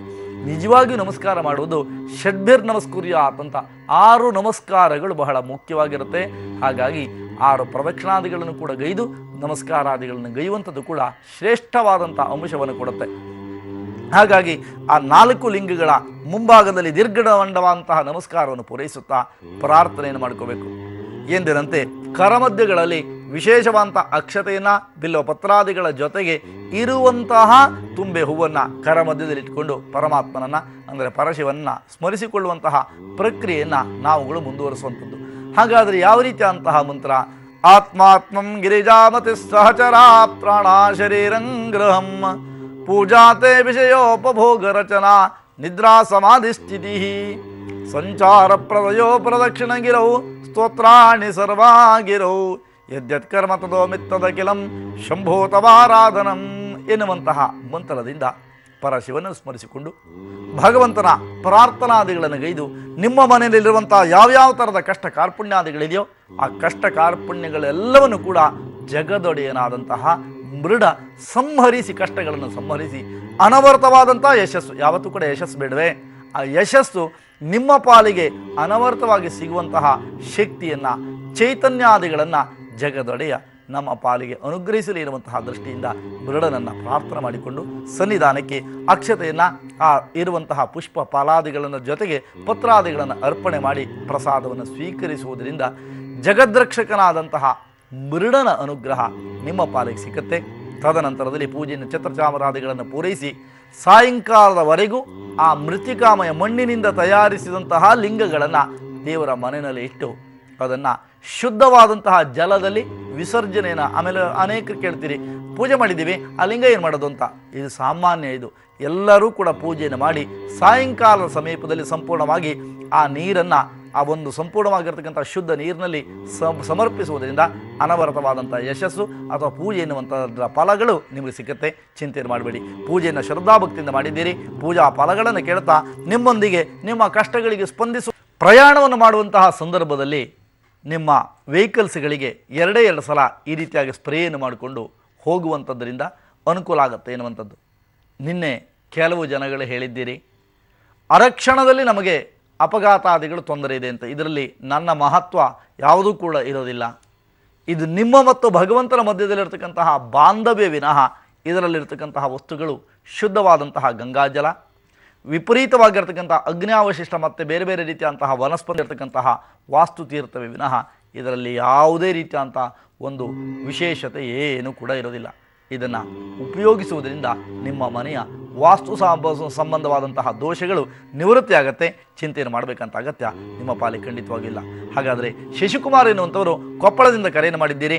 ಯಾವ ರೀತಿಯಾದಂಥ ಅವರ ಸಮಸ್ಯೆಗಳಿದೆ ಅರಿಯೋಣ. ಹಲೋ, ನಮಸ್ತೆ ಗುರುಗಳೇ. ನಮಸ್ತೆ ಶಶಿಕುಮಾರ್, ಹೇಳಿ. ಅದು ನಾನು ನಿಮ್ಮ ಹತ್ರ ಒಂದ್ಸರಿ ಅದು ನಮ್ದು ರಾಶಿ ಇದರಿಂದ ಡೇಟ್ ಆಫ್ ಬರ್ತ್ ಇಂದ ತುಲಾ ರಾಶಿ ಅಂತ ಬಂದಿದೆ. ಅದು ತಗೊಂಡಿದ್ದೀನಿ. ನನ್ಗೆ ಅದು ಅರ್ಥನೇ ಆಗ್ತಿಲ್ಲ ಗುರುಜಿ. ಅದೆಲ್ಲ ಓದಿದ್ದೀನಿ, ಅರ್ಥನೇ ಆಗ್ತಾ ಇಲ್ಲ. ಅಂದ್ರೆ ಏನ್ ಅರ್ಥ ಆಗ್ಬೇಕು ನಿಮಗೆ? ಅದು ಏನು ಜನವರಿಯಿಂದ ಚೆನ್ನಾಗಿದೆ ಅದೆಲ್ಲ ಗೊತ್ತಾಗ್ತಾ ಇಲ್ಲ ನನಗೆ. ಇಲ್ಲ, ಜನವರಿಯಿಂದ ನೋಡಿ ಸಾರ್ಧ ಸಪ್ತಮ ಶನಿಯ ಪ್ರಭಾವದಲ್ಲಿ ಇದ್ದೀರಿ ಶೇಷಕುಮಾರ್ ಅವರೇ. ಸಾರ್ಧ ಸಪ್ತಮ ಶನಿಯ ಪ್ರಭಾವ ಜನವರಿ 26ನೇ ತಾರೀಕು ನಿಮಗೆ ಸಾರ್ಧ ಸಪ್ತಮ ಶನಿ ಪ್ರಭಾವ ಮುಂದುವರಿಯುತ್ತೆ, ಅಂದರೆ ಮುಗಿಯುತ್ತೆ. ತದನಂತರದಲ್ಲಿ ಅನುಕೂಲ ಆಗ್ತಕ್ಕಂತಹ ದಿನಗಳು ನಿಮಗೆ ಖಂಡಿತವಾಗಿ ಬರುತ್ತೆ. 7.5 ವರ್ಷಗಳಿಂದ ಅನುಭವಿಸಿದಂತಹ ಸಾರ್ಧ ಏಳರಾಟದ ಶನಿಕಾಟ ಅಂತ ಏನು ಕರೀತಿರೋ ಇವೆಲ್ಲವೂ ಕೂಡ ನಿಮ್ಮ ಪಾಲಿಗೆ ಇರೋದ್ರಿಂದ ವ್ಯವಹಾರದಲ್ಲಿ ಸ್ವಲ್ಪ ರೀತಿಯಂತಹ ತೊಂದರೆ ತೊಡಕುಗಳಿದೆ. ಹಾಗೆ ನಿಮ್ಮ ಎಲ್ಲ ರೀತಿಯಂತಹ ತೊಂದರೆಗಳನ್ನು ನಿವೃತ್ತಿ ಮಾಡುವಂಥ ದಿಸೆಯಲ್ಲಿ ವರ್ಷಕ್ಕೆ ಸಂಬಂಧಪಟ್ಟಂತಹ ಪ್ರತಿಯೊಂದನ್ನು ಕೂಡ ಮುಂದುವರಿಸ್ತಾ ಇರ್ತೇನೆ. ಯಾವ ಮಂತ್ರಗಳನ್ನು ಹೇಳಿದ್ದೀನೋ ಆ ಮಂತ್ರಗಳನ್ನು ಪಠಣ ಮಾಡಿ ಮುಂದಿನ ದಿನಮಾನಗಳು ಅಂದರೆ ಜನವರಿ 26ರಲ್ಲಿ ಅನುಕೂಲ ಆಗ್ತಾ ಬರುತ್ತೆ. ಹೆದರುವಂಥ ಅಗತ್ಯ ನಿಮ್ಮ ಪಾಲಿಗಿಲ್ಲ. ಒಳ್ಳೆಯದಾಗಲಿ, ಚಿಂತೆ ಮಾಡುವಂಥ ಅಗತ್ಯ. ದ್ವಾರಕಾನಾಥ ಎನ್ನುವಂಥವರು ಕರೆಯನ್ನು ಮಾಡಿದ್ದೀರಿ. ಹಲೋ, ನಮಸ್ಕಾರ ಗುರುಜಿಗಳೇ. ನಮಸ್ತೆ. ನಮಸ್ತೆ ದ್ವಾರಕಾನಾಥ್ ಅವರೇ, ಹೇಳಿ. ನಮ್ಮ ಮಗ ಹರಿಕೃಷ್ಣ ಅಂತ 28/11/2007 ಯಾಕೆ ವಿದ್ಯಾಭ್ಯಾಸ ಹೆಂಗಿದೆ ಮತ್ತು ಅನ್ಸರೆ ಸ್ಕೂಲ್ಗೆ ಹೋಗಲ್ಲ ಅಂತ ಹಠ ಮಾಡ್ತಾ ಇದೆ ನನಗೆ ಗುರುಜಿ. ನೀವು ಕೊಟ್ಟಂತಹ ಜನ್ಮದಿನಾಂಕದ ಆಧಾರವಾಗಿ ನಾವು ಪ್ರಧಾನವಾಗಿ ಪ್ರಶ್ನೆಯನ್ನು ಮಾಡಿದಾಗ ಮಾನಸಿಕವಾದಂತಹ ಸ್ವಲ್ಪ ಸಮಸ್ಯೆ ಈತನಿಂದಾಗಿ ನೀವು ಅನುಭವಿಸ್ತಾ ಇದ್ದೀರಿ. ಅಂದರೆ ಸ್ವಲ್ಪ ಹಠ ಸ್ವಭಾವದ ಹುಡುಗನಾಗಿರ್ತಾನೆ. ಎಲ್ಲದಕ್ಕೂ ಕೂಡ ವಿಪರೀತವಾದಂತಹ ಒಂದು ಹಠ ಅಥವಾ ತಾನು ಹೇಳಿದ್ದೇ ನಡಿಬೇಕು ಎನ್ನುವಂತಹ ಮನಸ್ಥಿತಿ ಆ ಮಗುವಿನಲ್ಲಿ ಕಂಡು ಬರುತ್ತೆ. ಹಾಗಾಗಿ ಈ ಎಲ್ಲ ರೀತಿಯಂತಹ ತೊಂದರೆಗಳನ್ನು ನಿವೃತ್ತಿ ಮಾಡುವಂಥ ದಿಸೆಯಲ್ಲಿ ಶಾರದಾ ಪರಮೇಶ್ವರಿಯ ಪ್ರಾರ್ಥನಾದಿಗಳನ್ನು ಗೈಯುವುದರಿಂದ ಅನುಕೂಲತೆಗಳನ್ನು ಪಡ್ಕೊಳ್ತೀರಿ. ಪ್ರತಿ ಶುಕ್ರವಾರ ನಿಂಬೆಹಣ್ಣಿನ ದೀಪವನ್ನು ಆ ಮಗುವಿನ ಕೈನಲ್ಲೇ ಹಚ್ಚಿಸೋದ್ರಿಂದ ಅನುಕೂಲ ಆಗುತ್ತೆ. ಒಳ್ಳೆಯದಾಗಲಿ, ಹೆದರಬೇಕಂತ ಅಗತ್ಯ ನಿಮ್ಮ ಪಾಲಿಗಿಲ್ಲ. ನೇತ್ರಾವತಿ ಎನ್ನುವಂಥವ್ರು ಮಂಡ್ಯದಿಂದ ಕರೆಯನ್ನು ಮಾಡಿದ್ದೀರಿ. ಹಲೋ. ಹಲೋ, ನಮಸ್ಕಾರ ಸರ್. ನಮಸ್ತೆ ಮಾ. ನಮಸ್ತೆ, ಹೇಳಿಮ್ಮ. ಸರ್, ನನ್ನ ಜನ್ಮ ದಿನಾಂಕ 2/3/84. ಅಂದ್ರೆ ಶುಕ್ರವಾರ ಹುಟ್ಟಿದ್ದೀನಿ ಬೆಳಗಿನ ಜಾವ. ಸರಿ ತಾಯಿ. ಆದ್ರೆ ಜೀವನದಲ್ಲಿ ತುಂಬಾನೇ ನೋವು ಕಷ್ಟ ಇದೆ ಸರ್. ಅಮ್ಮ, ನೀವು ಕೇಳಿದಂತಹ ಪ್ರಶ್ನೆ ಪ್ರಕಾರವಾಗಿ ಪ್ರಶ್ನೆ ಲಗ್ನವನ್ನು ಚಿಂತನೆ ಮಾಡಿದಾಗ ಕೊಟ್ಟಂತಹ ಜನ್ಮ ರಾಶಿ ಜನ್ಮ ನಕ್ಷತ್ರಕ್ಕೆ ಅನುಗುಣವಾಗಿ ಅವಲೋಕನವನ್ನು ಮಾಡಿದಾಗ 3 ವರ್ಷಗಳಿಂದ ಒಂದು ರೀತಿಯಾದಂತಹ ಜೀವನವೇ ಬೇಡ ಎನ್ನುವಂತಹ ಸ್ಥಿತಿಗತಿಗಳಲ್ಲಿ ನಿಮ್ಮ ಜೀವನವನ್ನು ಸಾಗಿಸ್ತಾ ಇದ್ದೀರಿ, ತಳ್ಳುತ್ತಾ ಇದ್ದೀರಿ. ಕೆಲವು ಜವಾಬ್ದಾರಿಗಳಿದೆ. ಆ ಜವಾಬ್ದಾರಿಯುತವಾಗಿ ನಾವು ನಡ್ಕೋಬೇಕು ಎನ್ನುವಂತಹ ದೃಷ್ಟಿಯಲ್ಲಿ ಬಹಳ ಚಿಂತಿತರಾಗಿದ್ದೀರಿ. ಬಹಳ ಮಾನಸಿಕವಾದಂತಹ ನೋವನ್ನು ಅನುಭವಿಸಿದ್ದೀರಿ. ಯಾರೂ ಕೂಡ ನನ್ನ ಪಾಲಿಗೆ ಸಪೋರ್ಟಿಗೆ ಇಲ್ಲ ಎನ್ನುವಂತಹ ಸ್ಥಿತಿಗತಿಗಳಲ್ಲಿ ನಿಮ್ಮ ಜೀವನ ನಡೀತಾ ಇದೆ ಅಲ್ವಾ ತಾಯಿ? ಹೌದು ಸರ್. ಯೋಚನೆಯನ್ನು ಮಾಡಬೇಡಿ ಅಮ್ಮ. ಎಲ್ಲ ರೀತಿಯಂತಹ ತೊಂದರೆಗಳನ್ನು ನಿವೃತ್ತಿ ಮಾಡಿಕೊಳ್ಳುವಂತಹ ದಿಸೆಯಲ್ಲಿ ಇವತ್ತು ಹೇಳ್ಕೊಟ್ನಲ್ವಾ, ಮೃಡನ ಆರಾಧನೆ 4 ಲಿಂಗಾದಿಗಳನ್ನು ಮಾಡಿ ಅದಕ್ಕೆ ಪೂಜೆಯನ್ನು ಮಾಡೋದ್ರಿಂದ ನಿಮ್ಮ ಎಲ್ಲ ರೀತಿಯಂತಹ ಸಂಕಷ್ಟಗಳನ್ನು ಬಗೆಹರಿಸ್ಕೊಳ್ತೀರಮ್ಮ. ಹೆದರುವಂಥ ಅಗತ್ಯ ಇಲ್ಲ. ಈ ನಾನು ಹೇಳಿದಂತಹ ಪರಿಹಾರವನ್ನು ಅತಿ ಶೀಘ್ರದಲ್ಲಿ ಸರಳವಾಗಿ ಮಾಡ್ಕೊಳ್ಳಿ ತಾಯಿ, ಒಳ್ಳೆಯದಾಗತ್ತೆ, ಚಿಂತೆ ಮಾಡಬೇಡಿ. ಹಂಸವೇಣಿ ಎನ್ನುವಂಥವ್ರು ಕರೆಯನ್ನು ಮಾಡಿದ್ದೀರಿ. ಹಲೋ. ಹಲೋ, ನಮಸ್ಕಾರ ಗುರುಜಿ. ನಮಸ್ಕಾರಮ್ಮ. ನಮಸ್ಕಾರ, ಹೇಳಿ ಹಂಸವೇಣಿಯವರೇ. ನಾನು ಲೈಫಲ್ಲಿ ಒಬ್ಳೆ ಆಗ್ಬಿಟ್ಟಿದ್ದೀನಿ ಗುರುಜಿ. 2 ಗಂಡು ಮಕ್ಕಳು ನನ್ನನ್ನು ಬಿಟ್ಟು ಹೋಗ್ಬಿಟ್ಟಿದ್ದಾರೆ. ಹಲೋ. ಹಾ, ಹೇಳಿಮ್ಮ, ಹೇಳಿ, ಕೇಳ್ತಾ ಇದೆ, ಹೇಳಿ ತಾಯಿ. 2 ಗಂಡು ಮಕ್ಕಳು ನನ್ನನ್ನು ಬಿಟ್ಟು ಬೇರೆ ಬೇರೆ ಹೋಗ್ಬಿಟ್ಟಿದ್ದಾರೆ. ಒಬ್ಳೆ ಆಗ್ಬಿಟ್ಟಿದ್ದೀನಿ ಗುರುಜಿ. ನಾನು ಮನೆ ಮೇಲೆ ಸಾಲ ತುಂಬಾ ಇದೆ. ಇನ್ನೊಂದು ನನ್ನ ಆರೋಗ್ಯನೇ ಚೆನ್ನಾಗಿರಲ್ಲ ಗುರುಜಿ ಅವರೇ. ಅಮ್ಮ, ದಯವಿಟ್ಟು ಬೇಸರ ಮಾಡ್ಕೊಳ್ಳಿ. ಆರೋಗ್ಯನೇ ಚೆನ್ನಾಗಿಲ್ಲ. ಆರೋಗ್ಯ ಚೆನ್ನಾಗಿದ್ರೆ ನಾನು ಹೆಂಗೋ ಜೀವನ ಮಾಡ್ಕೊಳ್ತೀನಿ. ಆರೋಗ್ಯನೇ ಚೆನ್ನಾಗಿರಲ್ಲ. ಜನ್ಮ ದಿನಾಂಕ ಏನಾರು ಗೊತ್ತಾ ಅಮ್ಮ ನಿಮಗೆ? ಏನ್ ಗುರುಜಿ? ಜನ್ಮ ತಾರೀಕು ನಿಮಗೆ ಏನಾದ್ರು ಡೇಟ್ ಆಫ್ ಬರ್ತ್ ಗೊತ್ತಿದೆಯಾ ತಾಯಿ? ಗುರುಜಿ 3rd October 1953. ನನಗೆ ಟೈಮ್ ಗೊತ್ತಿಲ್ಲ ಗುರುಜಿ. ಇರ್ಲಿ, ತೊಂದರೆ ಇಲ್ಲಮ್ಮ. ನೀವು ಕೇಳಿದಂತಹ ಪ್ರಶ್ನೆ ಮತ್ತು ಜನ್ಮ ದಿನಾಂಕದ ಆಧಾರವಾಗಿ ಇಟ್ಟುಕೊಂಡಾಗ ಆ ಮಕ್ಕಳ ಜನ್ಮಕ್ಕೆ ಬೆಂಕಿ ಹಾಕ ಅವರು ಯೋಚನೆ ಮಾಡಬೇಕಾಗತ್ತೆ. ಅಂತಹ ತಾಯಿಯನ್ನು ಬಿಟ್ಟು ನೀವು ಹೋಗ್ತೀರಿ ಅಂತಾದರೆ ನಿಮಗೆ ಮನುಷ್ಯತ್ವ ಎನ್ನುವಂಥದ್ದು ಇಲ್ವಾ? ಅಂತಹ ತಾಯಿಯ ಒಂದು ಗೋಳು ಅಥವಾ ತಾಯಿಯನ್ನು ನೋಯಿಸಿದಂತಹ ನಿಮ್ಮ ಜನ್ಮದಲ್ಲಿ ಯಾವತ್ತೂ ಕೂಡ ಉದ್ಧಾರ ಆಗೋದಿಲ್ಲ. ನೀವು ಜೀವನದಲ್ಲಿ ಯಾವತ್ತೂ ಕೂಡ ತಂದೆ ತಾಯಿಗಳ ಋಣವನ್ನು ಪ್ರಪಂಚದಲ್ಲಿ ಯಾರೂ ಕೂಡ ತೀರಿಸುವಂತಹ ಅಗತ್ಯಗಳಿಲ್ಲ ಅಥವಾ ಅವರಿಗೆ ಆಗೋದಿಲ್ಲ. ಆ ದಿಸೆಯಲ್ಲಿ ಅಮ್ಮ ಚಿಂತೆ ಮಾಡಬೇಡಿ. ನಿಮ್ಮೆಲ್ಲರಿಗೂ ಕೂಡ ನಾವೇ ಮಕ್ಕಳ ಆಧಾರವಾಗಿರ್ತೇವೆ ಅಥವಾ ಮಕ್ಕಳಂತೆ ಇರ್ತೇವೆ. ನಿಮ್ಮ ಸಂಕಷ್ಟಗಳನ್ನು ಬಗೆಹರಿಸುವಂತಹ ದಿಸೆಯಲ್ಲಿ ಮಹಾವಿಷ್ಣುವಿನ ಆರಾಧನಾದಿಗಳನ್ನು ಗೈಯುವುದರಿಂದ ಎಲ್ಲ ಥರದ ಅನುಕೂಲತೆಗಳನ್ನು ಪಡ್ಕೊಳ್ತೀರಾ. ಧನ್ವಂತರಿ ಮಹಾವಿಷ್ಣುವಿನ ಪ್ರಾರ್ಥನಾದಿಗಳನ್ನು ಗೈರಿ ತಾಯಿ. ಒಳ್ಳೆಯದಂಥ ದಿನಗಳನ್ನು ಅವಲೋಕನ ಮಾಡಿ ಖಂಡಿತವಾಗಿ ಕೂಡ ನಿಮ್ಮ ಮಕ್ಕಳು ಬರುವಂತಹ ಸ್ಥಿತಿಗೆ ಖಂಡಿತ ಬರ್ತಾರೆ. ಇವತ್ತು ಹೇಳಿದಂತಹ ಮೃಡನ ಆರಾಧನೆಯನ್ನು ಮಾಡಿ ಯೋಚನೆ ಮಾಡಬೇಡಿ, ಒಳ್ಳೆಯದಾಗಲಿ. ರವಿ ಎನ್ನುವಂಥವರು ರಾಮದುರ್ಗದಿಂದ ಕರೆಯನ್ನು ಮಾಡಿದ್ದೀರಿ. ಹಲೋ. ಹಲೋ ಸರ್, ಪ್ರದೀಪ್ ಅಂತ ಸರ್. ಹೇಳಿ. 18/9/91. ಯಾವ ವಿಚಾರದ ಬಗ್ಗೆ ಕೇಳಬೇಕಿತ್ತಪ್ಪ? ಟೆನ್ಷನ್ ಆಗುತ್ತೆ. ಒಂದ್ ಸ್ವಲ್ಪ ಏನು ಮಾಡ್ತಾ ಇದ್ದೀರಿ ರವಿ? ಕೋಆಪರೇಟಿವ್ ಇದ್ರಾಗ ಕೆಲಸ ಮಾಡಿ. ನೀವು ಕೇಳಿದಂತಹ ಪ್ರಶ್ನೆ ಮತ್ತು ಜನ್ಮ ದಿನಾಂಕದ ಆಧಾರವಾಗಿ ಇಟ್ಟುಕೊಂಡಾಗ ಆರ್ಥಿಕವಾದಂತಹ ಒಂದು ಸಮಸ್ಯೆಗಳೇನು ಅಂತಹ ದೊಡ್ಡ ಮಟ್ಟದಲ್ಲಿ ನಿಮಗೆ ಕಾಡ್ತಾ ಇಲ್ಲ. ಆದರೂ ಕೂಡ ವಿಪರೀತವಾದಂತಹ ಒತ್ತಡದ ಜೀವನ ಅಥವಾ ವಿಪರೀತವಾದಂತಹ ಯಾವುದೋ ಒಂದು ರೀತಿಯಂಥ ಆತಂಕಗಳು ನಿಮ್ಮನ್ನು ಕಾಡ್ತಾ ಇರ್ತವೆ. ಆ ಒಂದು ದೆಸೆಯಲ್ಲಿ ನಿಮ್ಮ ಮಾನಸಿಕವಂತಹ ಸ್ಥಿತಿಗತಿಗೂ ಸ್ವಲ್ಪ ರೀತಿಯಂಥ ಅಲ್ಲೋಲ ಕಲ್ಲೋಲ ಆಗುವಂಥ ಲಕ್ಷಣಗಳು ಕಂಡು ಬರ್ತಾ ಇದೆ. ತೊಂದರೆ ನಿವೃತ್ತಿಗಾಗಿ ಮೃಡನ ಆರಾಧನೆಯನ್ನು ಮಾಡೋದರಿಂದ ಖಂಡಿತವಾಗಿ ಅನುಕೂಲಕರವಾಗಿರುವಂಥ ವಾತಾವರಣವನ್ನು ನಿರ್ಮಾಣ ಮಾಡಿಕೊಳ್ತೀರಿ. ಯೋಚನೆ ಮಾಡಬೇಕಂತ ಅಗತ್ಯ ನಿಮ್ಮ ಪಾಲಿಗಿಲ್ಲ. ಒಳ್ಳೆಯದಾಗಲಿ. ದಾಕ್ಷಾಣಿ ಎನ್ನುವಂಥವರು ಚಿತ್ರದುರ್ಗದಿಂದ ಕರೆಯನ್ನು ಮಾಡಿದ್ದೀರಿ. ಹಲೋ ಹಲೋ ಹಲೋ, ಹೇಳಿಮ್ಮ, ಹೇಳಿ. ಹಲೋ ಅಮ್ಮ, ನೀವು ಮಾತಾಡುವಂಥ ಕೇಳ್ತಾ ಇಲ್ಲ, ನಿಮ್ಮ ಕರೆ ಕಟ್ಟಾಗುತ್ತೆ. ಧನ್ಯವಾದಗಳು. ಹಾಗೆ ಯಾವುದೇ ಕಾರಣಕ್ಕೂ ಕೂಡ ಈ ಮೃಡನ ಆರಾಧನಾದಿಗಳನ್ನು ಗೈಯುವುದರಿಂದ ಅನವರತವಾದಂತಹ ರಕ್ಷಣೆಯನ್ನು ಪರಮಾತ್ಮ ಕೊಡ್ತಾನೆ ಅಂತ ದಯವಿಟ್ಟು ಅನೇಕ ಮಕ್ಕಳಲ್ಲಿ ನಾನು ಕೇಳ್ಕೊಳ್ಳೋದಿಷ್ಟೇ. ನಾಳೆ ನೀವು ಕೂಡ ತಂದೆ ತಾಯಿಗಳಾಗಿ ಆಗ್ತೀರಿ. ಆ ತಂದೆ ತಾಯಿಗಳಾದಾಗ ನಿಮ್ಮ ತಂದೆ ತಾಯಿಗಳನ್ನು ನೀವು ಹೇಗೆ ನೋಡಿಕೊಂಡ್ರೋ ಅದರಂತೆಯೇ ನಿಮ್ಮ ಮಕ್ಕಳನ್ನು ಕೂಡ, ನಿಮ್ಮ ಮಕ್ಕಳು ಕೂಡ ನಿಮ್ಮನ್ನು ನೋಡಿಕೊಂಡ್ರೆ ಹೇಗಾಗತ್ತೆ ಎನ್ನುವಂಥದ್ದನ್ನು ಯೋಚನೆ ಮಾಡ್ಕೋಬೇಕಾಗತ್ತೆ. ಯಾವುದೋ ಒಂದು ತಾಯಿ ಕರೆಯನ್ನು ಮಾಡಿದಾಗ ಹೇಳಿದಂತಹ ನೋವುಗಳನ್ನು ಕೇಳಿಕೊಂಡ್ರಿ. ನಿಮ್ಮನ್ನು ಸದಾ ಹೊತ್ತು ಹೆತ್ತು ಸಾಕಿ ಸಲಹಿದಂತಹ ತಾಯಿಗೆ ಒಂದು ತುತ್ತ ಅನ್ನ ಹಾಕುವಂಥ ಯೋಗ್ಯತೆ ನಿಮ್ಮ ಪಾಲಿಗಿಲ್ವೇನ್ರಿ? ಯಾಕೆ ಬೇಕು ನಿಮ್ಮ ಜನ್ಮ? ನಿಮ್ಮಂಥ ಮಕ್ಕಳು ಯಾಕೆ ಹುಟ್ಟಬೇಕು ಪ್ರಪಂಚದಲ್ಲಿ? ಹಾಗೆ ಯೋಚನೆ ಮಾಡೋಲ್ಲ ನಿಮ್ಮ ತಾಯಿ. ಹಾಗಾಗಿ ದಯವಿಟ್ಟು ನಿಮ್ಮ ಮನಸ್ಸನ್ನು ಘಾಸಿಗೊಳಿಸುವಂತಹ ಪ್ರಯತ್ನ ನನ್ನದಲ್ವೇ ಅಲ್ಲ. ನೋವು ನನಗೂ ಕೂಡ ಆಗತ್ತೆ. ನಾನು ಎದುರಿ ಸಿಕ್ಕಿದರೆ ಗೊತ್ತಿಲ್ಲ ನನಗೇನು ಮಾಡ್ತಿದ್ದೋ. ಅಂತಹ ಒಂದು ಪರಿಸ್ಥಿತಿಯನ್ನು ದಯವಿಟ್ಟು ಯಾವ ಮಕ್ಕಳು ಕೂಡ ಮಾಡಬೇಡಿ. ತಂದೆ ತಾಯಿಯ ಋಣವನ್ನು ಪ್ರಪಂಚದಲ್ಲಿ ನಾವು ತೀರಿಸಲಿಕ್ಕೆ ಸಾಧ್ಯ ಇಲ್ಲ. ಕೋಟಿ ರೂಪಾಯಿಗಳನ್ನು ಸಂಪಾದನೆ ಮಾಡ್ಬೋದು ನೀವು, ಆದರೆ ಕೋಟಿ ರೂಪಾಯಿಗಳಿಗೆ ತಂದೆ ತಾಯಿಗಳಿಗೆ ಬೆಲೆ ಕಟ್ಟದಾದಂತಹ ಆಸ್ತಿ ಅಂತ ಹೇಳಿದರೆ ತಂದೆ ತಾಯಿಗಳು ಮಾತ್ರವೇ. ಪ್ರಪಂಚದಲ್ಲಿ ನಿಮ್ಮ ಯಾವ ಆಸ್ತಿಯೂ ನಿಮಗೆ ಬರೋಲ್ಲ. ನಿಮ್ಮ ಜೊತೆಗೆ ಕೊನೆಗೆ ಬರೋದು ಬರೀ ಅಸ್ಥಿ ಮಾತ್ರವೇ. ನೆನಪಿಟ್ಕೊಳ್ಳಿ ನೀವು, ಅಸ್ಥಿ ಮತ್ತು ಆಸ್ತಿ. ಅಸ್ಥಿ ಅಂದರೆ ಎಲುಬು. ಈ ಅಸ್ಥಿ ಬಿಟ್ಟರೆ ಯಾವ ಆಸ್ತಿಯೂ ಕೂಡ ನಿಮ್ಮ ಜೊತೆಗೆ ಬರೋದಿಲ್ಲ. ಆ ಕಾರಣಕ್ಕಾಗಿ ಇವತ್ತು ಹೇಳಿಕೊಟ್ಟಂತಹ ಮೃಡನ ಆರಾಧನೆಯನ್ನು ಶ್ರದ್ಧಾ ಭಕ್ತಿಯಿಂದ ಮಾಡಿದ್ದೀರಿ. ಈ ಮೃಡನ ಆರಾಧನೆಯನ್ನು ಮಾಡೋದರಿಂದ ಸಕಲ ರೀತಿಯಾದಂತಹ ದುಮ್ಮಾನಗಳು ದುಃಖಗಳೆಲ್ಲವೂ ಕೂಡ ದೂರ ಆಗುತ್ತೆ ಎನ್ನುವಂತಹ ಅಪ್ಪಟ ಸತ್ಯವನ್ನು ಅರ್ಥಕೋಬೇಕಾಗತ್ತೆ. ಶಿಲ್ಪ ಎನ್ನುವಂಥವರು ಪಾಂಡವಪುರದಿಂದ ಕರೆಯನ್ನು ಮಾಡಿದ್ದಾರೆ. ಹಲೋ ಹಲೋ ಹಲೋ ಹಲೋ, ಹೇಳಿಮ್ಮ. Hello sir. ಕೇಳ್ತಾ ಇದೆ, ಮಾತಾಡಿ ತಾಯಿ. ಸರ್, ನಮ್ಮ ಮಗನ ಬಗ್ಗೆ ಕೇಳಬೇಕಾಗಿತ್ತು. ಜನ್ಮ ದಿನಾಂಕವನ್ನು ತಿಳಿಸಿ ಶಿಲ್ಪ. ನಿನ್ನ ಡೇಟ್ ಏನು ಹೇಳು? 14/3. ಅಮ್ಮ ದಯವಿಟ್ಟು ಗಟ್ಟಿಯಾಗಿ ಮಾತಾಡಿ. ದಯವಿಟ್ಟು ನಿಮ್ಮ ಟಿವಿ ವಾಲ್ಯೂಮನ್ನು ಕಡಿಮೆ ಮಾಡಿ ಮಾತಾಡಿಮ್ಮ. 14/3. ಹಾ, 2003. ಅಮ್ಮ ನೀವು ಕೇಳುವಂತಹ ಪ್ರಶ್ನೆ ವಿದ್ಯಾಭ್ಯಾಸ ಹೇಗಿರುತ್ತೆ, ಆತನ ಮುಂದುವರೆದಂತಹ ದಿನಮಾನಗಳು ಹೇಗಿರುತ್ತೆ ಎನ್ನುವಂತಹ ಒಂದು ಪ್ರಶ್ನೆಯನ್ನು ಕೇಳಲಿಕ್ಕೆ ನೀವು ಹೊರಟಿದ್ದೀರಿ.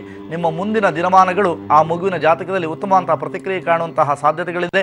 ಅದರ ಅತಿಯಾದಂತಹ ಕೋಪವೂ ಕೂಡ ಕಂಡು ಬರಲಿಕ್ಕೆ ಕಾರಣ ಪ್ರಧಾನವಾದಂತಹ ಕಾಳಸರ್ಪದೋಷ. ಆ ಒಂದು ದೋಷವನ್ನು ನಿವಾರಣೆ ಮಾಡುವಂತಹ ದಿಸೆಯಲ್ಲಿ ಮಾಡಬೇಕಾದ ಮೃಡನ ಪ್ರಾರ್ಥನೆಯನ್ನಾಗಿರಲಿ ಇವತ್ತು ಹೇಳಿಕೊಟ್ಟಂತಹ ಪೂಜೆ ಮಾಡಿಮ್ಮ. ಒಳ್ಳೆಯದಾಗಲಿ. ಚಿಂತೆಯನ್ನು ಮಾಡಬೇಕಂತ ಅಗತ್ಯವಿಲ್ಲ. ಮಾಲ್ತೇಶ್ ಎನ್ನುವಂಥವರು ಚಿತ್ರದುರ್ಗದಿಂದ ಕರೆಯನ್ನು ಮಾಡಿದ್ದೀರಿ. ಹಲೋ ಹಲೋ, ನಮಸ್ಕಾರ ಸರ್. ನಮಸ್ಕಾರ, ಹೇಳಿ ಸರ್. ನಮ್ದು ಡೇಟ್ ಆಫ್ ಬರ್ತ್ ಇಲ್ಲ.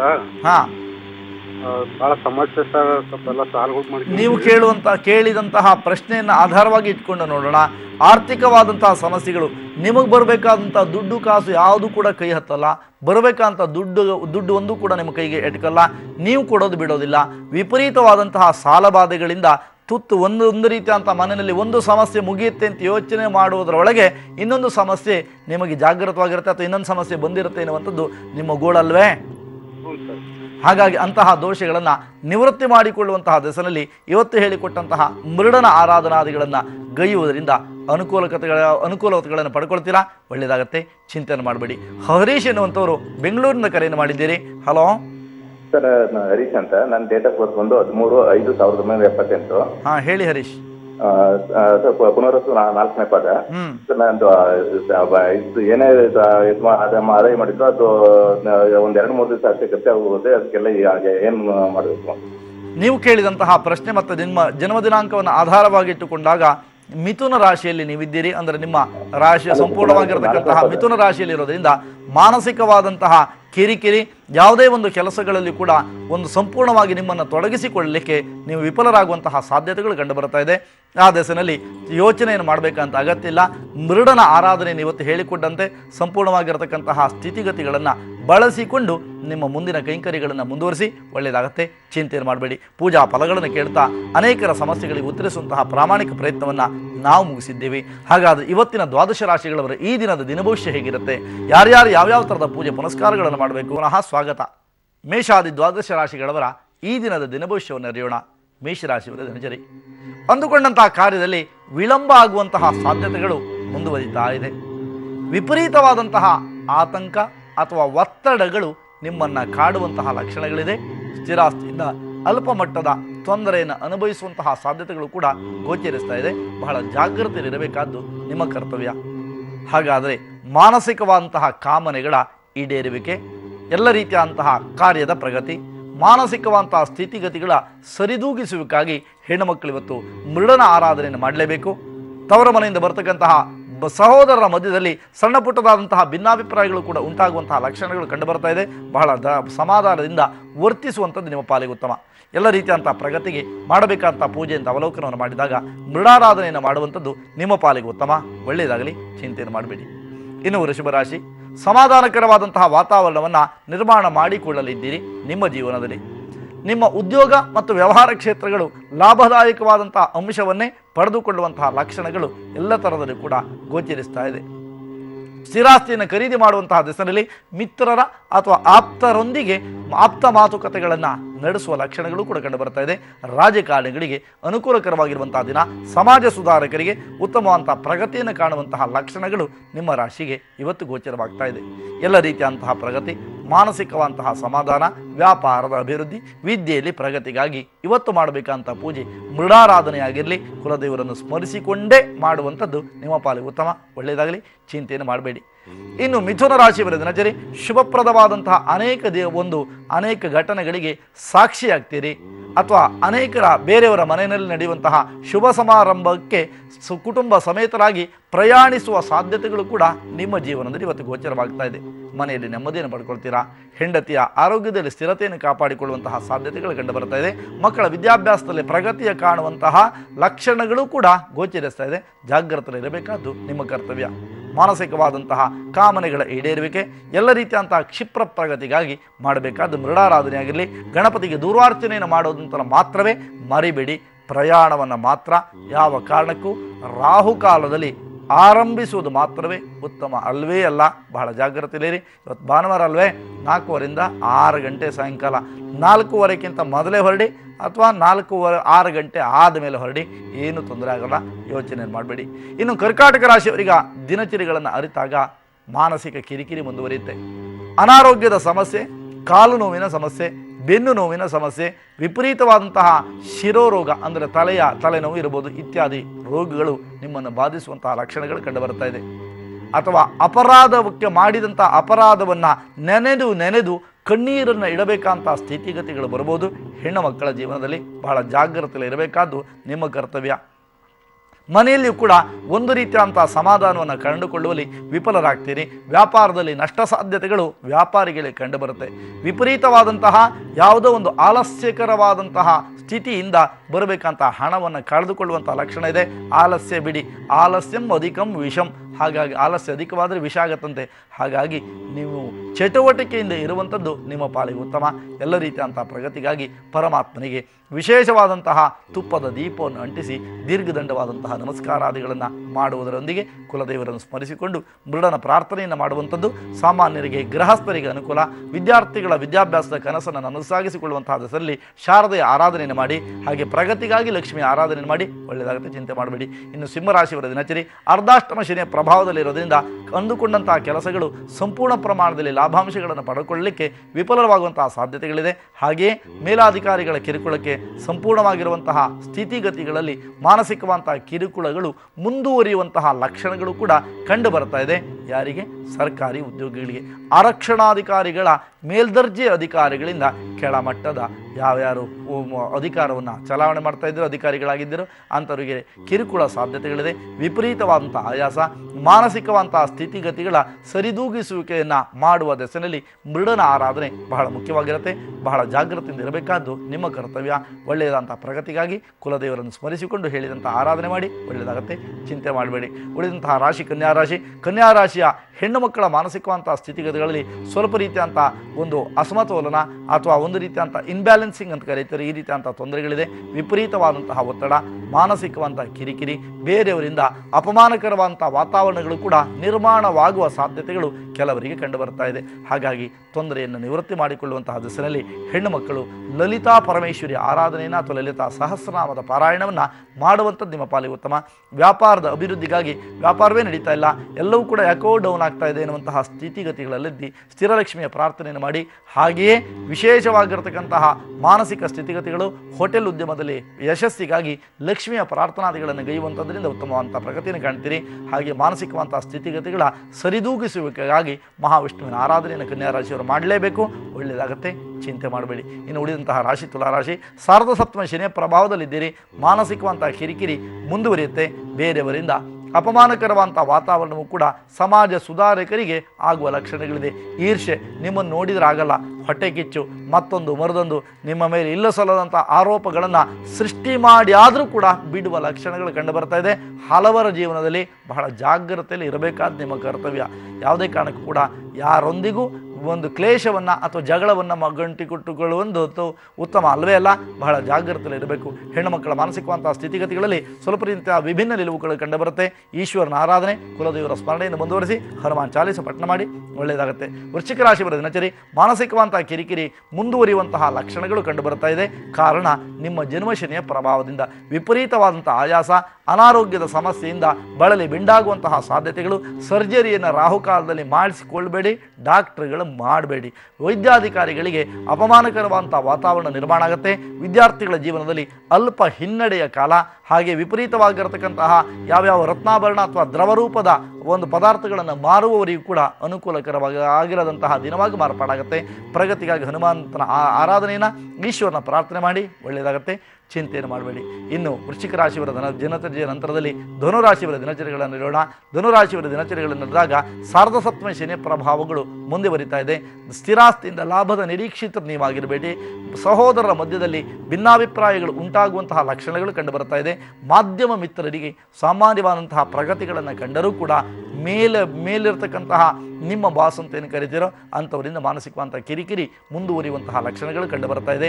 ಹಾಗೆ ನೀವೊಂದುಕೊಂಡಂತಹ ಕಾರ್ಯವನ್ನು ಸಂಪೂರ್ಣವಾಗಿ ನಡೆಸುವ ದೆಸೆಯಲ್ಲಿ ಮಾಡಬೇಕಾದ್ದು ನವಗ್ರಹ ದೇವತೆಗಳ ಪ್ರಾರ್ಥನೆಯಾಗಿರಲಿ. ಕುಲದೇವರನ್ನು ಸ್ಮರಿಸಿ ಹಿರಿಯರನ್ನು ಗೌರವಿಸುವಂಥದ್ದನ್ನು ಮಾಡಬೇಡಿ, ಒಳ್ಳೆಯದಾಗತ್ತೆ. ಚಿಂತೆಯನ್ನು ಮಾಡಬೇಡಿ. ಹಾಗೆ ಮಕರ ರಾಶಿಯವರಿಗೆ ಶುಭ ದಿನ. ಕೆಲಸ ಕಾರ್ಯಗಳ ಜಯ, ಮಾನಸಿಕವಂತಹ ಕಿರಿಕಿರಿ ಮುಂದುವರಿಯುತ್ತೆ. ಆದರೂ ವಿಪರೀತವಾದಂತಹ ಜಯವನ್ನು ಸಾಧಿಸಿದಂತಹ ನೆಮ್ಮದಿಯನ್ನು ಮಧ್ಯಾಹ್ನ ನಂತರದಲ್ಲಿ ಪಡ್ಕೊಳ್ತೀರಾ. ಸ್ಥಿರಾಸ್ತಿಯಿಂದ ಲಾಭಗಳನ್ನು ಪಡ್ಕೊಳ್ತೀರಿ.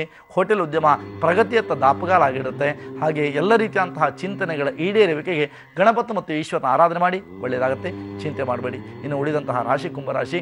ಸಮಾಧಾನಕರವಾದಂತಹ ವಾತಾವರಣವನ್ನು ನಿರ್ಮಾಣ ಮಾಡಿಕೊಳ್ಳುವಂತಹ ಲಕ್ಷಣಗಳು ನಿಮ್ಮ ರಾಶಿ ಗೋಚರವಾಗ್ತಾ ಇದೆ. ಬಂಧುಗಳ ಸಹಕಾರದಿಂದ ಹೊಸದಂಥ ಮನೆಯನ್ನು ನಿರ್ಮಾಣ ಮಾಡಿಕೊಳ್ಳುವ ದೆಸೆಯಲ್ಲಿ ಒಂದು ಪ್ರಾರ್ಥನೆಯನ್ನು ಮಾಡುವಂತಹ ಲಕ್ಷಣಗಳು ಕೂಡ ಗೋಚರಿಸ್ತಾ ಇದೆ. ಹಾಗೆ ಯಾರ್ಯಾರು ವಿದ್ಯಾಭ್ಯಾಸದ ಕನಸನ್ನು, ಉನ್ನತ ವ್ಯಾಸಂಗವನ್ನು ಮಾಡಬೇಕು ಅನ್ನುವಂತಹ ಕನಸನ್ನು ಕಟ್ಟಿಕೊಂಡಿದ್ದೀರೋ ಅಂಥವರಿಗೆ ಸಮಾಧಾನಕರವಾದಂತಹ ವಾತಾವರಣವಾಗಿ ನಿರ್ಮಾಣವಾಗುವಂತಹ ಲಕ್ಷಣಗಳು ಕಂಡುಬರ್ತಾ ಇದೆ. ಆರೋಗ್ಯದ ಬಗ್ಗೆ ಬಹಳ ಜಾಗೃತಿ ಇರಬೇಕು. ಹಿರಿಯರನ್ನು ಗೌರವಿಸಿ. ಪ್ರಗತಿಗಾಗಿ ಗಣಪತಿ ಮತ್ತು ಈಶ್ವರನ ಆರಾಧನೆ ಮಾಡಿ, ಒಳ್ಳೆಯದಾಗುತ್ತೆ. ಚಿಂತೆಯನ್ನು ಮಾಡಬೇಡಿ. ಇನ್ನು ಉಳಿದಂತಹ ರಾಶಿ ಮೀನರಾಶಿ. ಮೀನರಾಶಿಯವರ ದಿನಚರಿಗಳನ್ನು ನಡೆದಾಗ ಬಂಪರ್ ಡೇ. ಕೆಲಸ ಕಾರ್ಯಗಳಲ್ಲಿ ಜಯ, ಮಹೋನ್ನತವಾದಂತಹ ಕೆಲವು ಸಮಸ್ಯೆಗಳನ್ನು ನಿವಾರಿಸಿಕೊಂಡಂತಹ ಸಮಾಧಾನ, ಸಂತೋಷವನ್ನು ಪಡ್ಕೊಳ್ತೀರಿ. ಹೆಣ್ಣು ಮಕ್ಕಳಿಂದ ಮಾನಸಿಕವಾದಂತಹ ಕಿರುಕುಳ ಅಥವಾ ಕಿರಿಕಿರಿ ಯಾವುದೇ ಕಾರಣಕ್ಕೆ ಆಗೋದಿಲ್ಲ. ಮಾನಸಿಕವಾದಂತಹ ನಿಮ್ಮ ಸ್ಥಿರತೆಯನ್ನು ಕಾಪಾಡಿಕೊಳ್ಳುವಂತಹ ದಿಸೆಯಲ್ಲಿ ಹೆಣ್ಣು ಮಕ್ಕಳ ಸಹಕಾರಗಳನ್ನು ಪಡ್ಕೊಳ್ಳುವಂತಹ ಲಕ್ಷಣಗಳು ಕೂಡ ನಿಮ್ಮ ರಾಶಿ ಗೋಚರ ಆಗ್ತಾ ಇದೆ. ಹಾಗೆ ಬರಬೇಕಂತಹ ಹಣವು ಸಂಪತ್ತು ಇವೆಲ್ಲವೂ ಕೂಡ ಕೈಗೆಟಕತ್ತೆ. ಅನೇಕ ದಿನಗಳಿಂದ ನಡೆಸಲಾಗಂತಹ ಸ್ಥಿತಿಗತಿಗಳಲ್ಲಿರ್ತಕ್ಕಂತಹ ಉದ್ಯಮವನ್ನು ಪುನಶ್ಚೇತನಗೊಳಿಸುವಂತಹ ದಿಸೆಯಲ್ಲಿ ಮಿತ್ರರೊಂದಿಗೆ ಸಂವಾದವನ್ನು ಮಾಡ್ಕೊಳ್ತೀರಿ. ಇಂಡಸ್ಟ್ರೀಸನ್ನು ಇಟ್ಟುಕೊಂಡವರು ಗಣಪತಿ ಆರಾಧನೆ, ದುರ್ಗೆ ಆರಾಧನೆ ಮಾಡಿ, ಒಳ್ಳೆಯದಾಗತ್ತೆ, ಚಿಂತೆಯನ್ನು ಮಾಡಬೇಡಿ. ವಿಶೇಷವಂತಹ ಜಾತಕ ಅಭಿಯಾನವನ್ನು ಆರಂಭ ಮಾಡಿದ್ದೇನೆ. ಈ ಜಾತಕ ಅಭಿಯಾನ ಒಂದು ವಿಶೇಷವಂತ ಒಂದು ಅಭಿಯಾನ ಆಗಿರೋದ್ರಿಂದ ಜಾತಕವನ್ನು ನಿಮ್ಮ ಜನ್ಮದಿನಾಂಕಕ್ಕೆ ಅನುಗುಣವಾಗಿ ನಿರ್ಮಾಣ ಮಾಡಿ ನಿಮ್ಮ ಸಂಪೂರ್ಣವಾಗಿರತಕ್ಕಂತಹ ಭವಿಷ್ಯ, ಯಾವ್ಯಾವ ಉದ್ಯೋಗದಲ್ಲಿ ಯಾವ್ಯಾವ ಥರದ ಅನುಕೂಲತೆಗಳಾಗತ್ತೆ, ಅಥವಾ ಯಾವ ಮಂತ್ರ ಪಠಿಸಬೇಕು, ಯಾವ ಸಮಯ ಚೆನ್ನಾಗಿದೆ, ಯಾವ ಸಮಯ ಚೆನ್ನಾಗಿರೋಲ್ಲ, ಸಂಪೂರ್ಣವಾದಂತಹ 120 ವರ್ಷದ ದಶಾಭುಕ್ತಿಗಳನ್ನು ಒಳಗೊಂಡಂತಹ ಜಾತಕವನ್ನು ನಿಮಗೆ ಕಳಿಸ್ತಾ ಇದ್ದೇವೆ. ಕೇಳ್ಕೋಬೋದು ನೀವು. 120 ವರ್ಷ ನಾವೇ ಇರಲ್ಲ, ಹಾಗಾದರೆ ಜಾತಕ ಇಟ್ಕೊಂಡು ಏನು ಮಾಡ್ಬೋದು ಅನ್ನುವಂತಹ ದೃಷ್ಟಿಯಲ್ಲಿ ಯೋಚನೆ ಮಾಡ್ಬೋದು. ಒಂದು ಜೀವನದ ಜೀವಿತಾವಧಿಯನ್ನು 120 ವರ್ಷ ಅಂತ ಕರಿತೇವೆ ಪರಮಾವಿಶ್ವನ. ಆ ದೆಸೆಯಲ್ಲಿ ಆ ಪರಮಾತ್ಮನ ಆರಾಧನೆಯನ್ನು ಪ್ರತಿದಿನ ಕೂಡ ನೀವು ಮಾಡಿ, ಅಗತ್ಯದಲ್ಲಿ ಜಾತಕವನ್ನು ಸ್ವೀಕಾರ ಮಾಡಿ, ಇದರಿಂದ ಅನಾಥ ಮಕ್ಕಳ ಕಲ್ಯಾಣಕ್ಕೆ ಸ್ವಲ್ಪ ಸಹಾಯವನ್ನು ಮಾಡೋಣ ಎನ್ನುವಂತಹ ಪ್ರಾರ್ಥನೆಯೊಂದಿಗೆ ಕಾರ್ಯಕ್ರಮ ಮುಗಿಸ್ತಾ ಇದ್ದೀನಿ. ನಾಳೆನೂ ಕೂಡ ವಿಶೇಷವಂತಹ ಸಂಚಿಕೆಯನ್ನು ಇದೇ ಸಮಯಕ್ಕೆ ಪುನಃ ಭೇಟಿ ಆಗ್ತೀನಿ. ಶುಭವನ್ನು ಪರಮಾತ್ಮ ನಿಮ್ಮ ಪಾಲಿಕೊಳ್ಳಿ. ಲೋಕ ಸಮಸ್ತ ಸುಖಿನೋ ಭವಂತು. ನಮಸ್ಕಾರ.